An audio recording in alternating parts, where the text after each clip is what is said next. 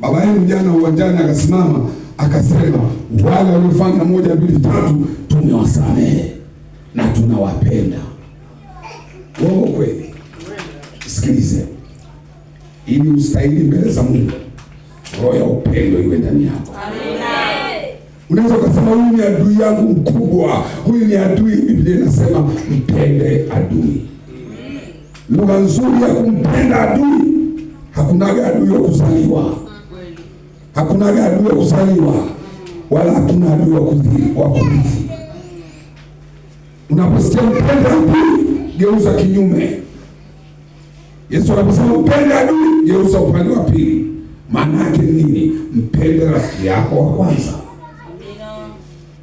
Mpende adui, tafsiri yake mpende rafiki wa kwanza. Hakuna, uwezi kuwa na uadui na mtu usiomjua.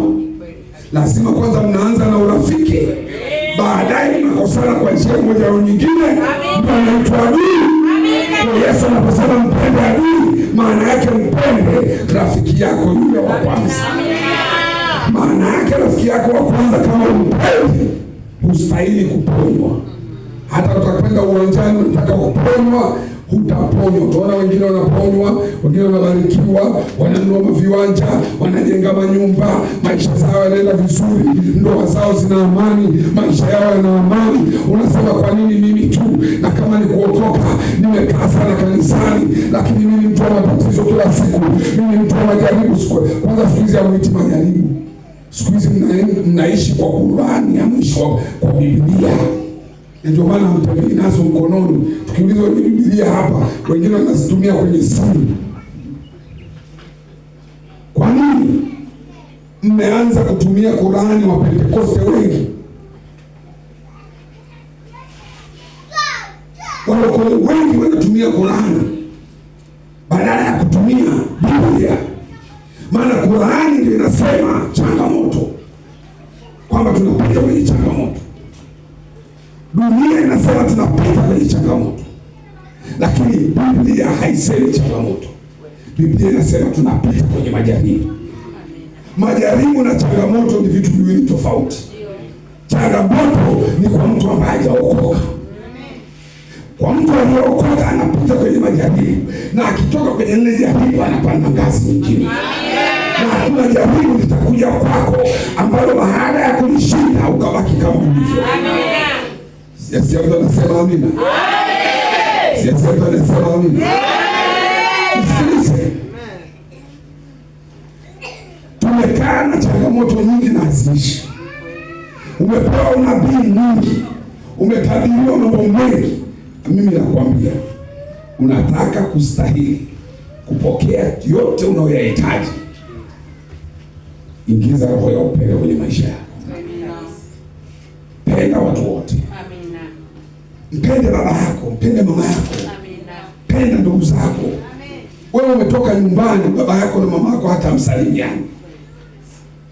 Umegombana na wazazi wako, umetoroka umeenda. Umekuja hapa unaanza kula chipsi hapa mjini. Hapa una habari. Mtoto wa mjomba na mtoto wa shangazi hata salamu hakuna. Alafu unaleta kichwa chako kwa wahubiri, naomba niombewe.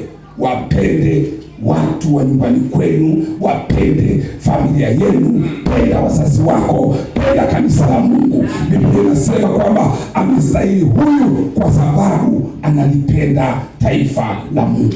Taifa la Mungu ni kanisa la Mungu. Amen. Taifa la Mungu ni nyumba ya Mungu. Amen. Unaweza ukasema unapenda taifa la Mungu, lakini wewe ni mnafiki. Hapo unajifanya unapenda uchungaji, unawapenda wenzako. Ukitoka hapa watu wanalisema kanisa vibaya na wana support. Watu wanasema walokole vibaya na wanashangilia. Watu wanasema wenzao kanisa vibaya na wanashangilia. Jiepushe na masengenyo. Jiepushe na umbea. Jiepushe na maneno yasiyo na adabu. Linda kinywa chako kuliko vyote unalindayo. Haleluya. Hamjanielewa? Ngoja niwaambie. Mtu sio mavazi, mtu sio sura, mtu sio vile ulivyo. wewe nitajua ni mtu wa maneno unaongea. Utu wako ni maneno. Angalia walokole wengi, anakwambia ni nyeupe, kumbe ni nyeusi. Anakwambia kesho saa 4 tunakutana, nenda saa 4 mkuti, hata hakupi taarifa. Mkikutana saa 10 hana uwezo hata kukuambia ndugu yangu nisamehe, nilikwambia tuonane saa 4. Hana hata kuomba msamaha. Walokole wengi ni samaha mdomo mwao haipo. Anajitetea tu, unajua kulikuwa na dharura, maneno mengi. Kusema tu mama yangu nilikwambia saa 4, naomba unisamehe, nimekosea, nimetenda dhambi. Anasemaje Torati 7 mstari wa 9? Torati 7 mstari wa 9, Biblia inasemaje? Nitasoma. Biblia inasema hivi: basi jueni ya kuwa Bwana Mungu wenu ndiye Mungu mwaminifu, ashikae agano lake na rehema zake kwa wampendao. Amina. Mungu anasimamia maneno unaongea. Amina. Wako malaika wanaokusanya maneno unaongea. Amina. Tangu asubuhi mpaka jioni maneno yako yanakusanya. Na Mungu atafanya kulingana na maneno yako. Usitegemee kupiga umbea kama umemeza redio, afu jioni unasema Bwana Yesu yuko na mimi. Yuko na mimi. Yuko na wewe wapi? Yuko na wewe wapi? Amen. Unataka kustahili? Ndio. Mwangalie mwenzako, mwambie unahitaji kustahili. Unahitaji kustahili. Mwangalie mwenzako, mwambie unahitaji kustahili. Unahitaji kustahili. Mpende usiyempenda. Mwangalie usoni, mwambie mpende usiyempenda. Haleluya. Mathayo 5 mstari wa 37. Biblia inasema ndio wenu na iwe ndio, sio, maana ya vilio hayo yatoka kwa yule mwovu. Mtu alikwambia naomba nisaidie 5,000, mwambie sina, ningekuwa nayo ningekupa. Usimwambie ngojea nini? Utampotezea muda. Mwishoni atafungwa. Yawezekana hiyo anataka alipe faini mahakamani. Unamwambia subiri tu, ngoja niangalie. Wengine wanadanganya, ngoja niombe Mungu. Unaomba Mungu wewe mwenyewe kuomba ujui. Maombi yenyewe ni ya kipuzi. Sikiliza, maombi mengi hapa. Maombi mengi ni ya kijinga. Yaani mimi nashangaa walokole, yaani mimi ndio maana hata nikisimama kuhubiri huwa sipendi watu waniombee mahubiri. Nikija chakula huwa sipendi. Hata sadaka kanisani sipendi kila mtu aombee. Mpaka mtu ndiye mchagua na nimemwombea. Nimemwombea kwa kazi. Unakuta mtu anaambia ombea sadaka. Baba, katika jina la Yesu nakuja mbele zako, nakemea na yule alaye, namkemea. Unakemea na yule alaye, anayekula ni mchungaji alafu unanikemea. Unamjinga gani?